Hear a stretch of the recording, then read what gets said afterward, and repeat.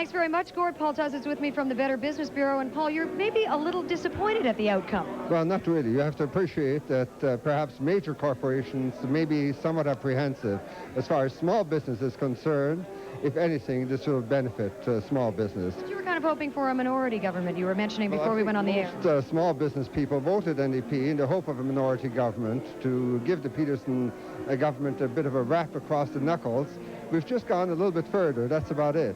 I think probably one of the bad mistakes made in the very last days of the election by Peterson was that he forgot an old political axiom. Mud slung is ground lost.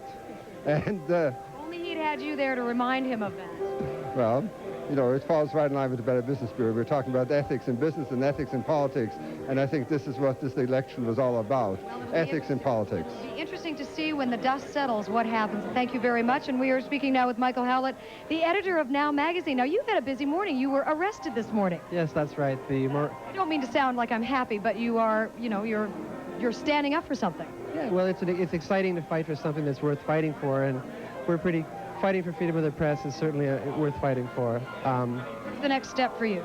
The next step is to go to court. The paper was charged last week, and today 4 individuals were charged, and we will go. Our first court date is September 28th. You had an interesting phone call this morning. Tell me about that. Well, in the midst of what must have obviously been a very busy day for him, Bob Ray was kind enough to phone Now early this morning to express his solidarity with our situation and his support for our fight for freedom of the press. So considering he's the new premier and the man in a position to appoint the new attorney general, I'm pretty happy with it. Do you think he's going to make good his promise to you?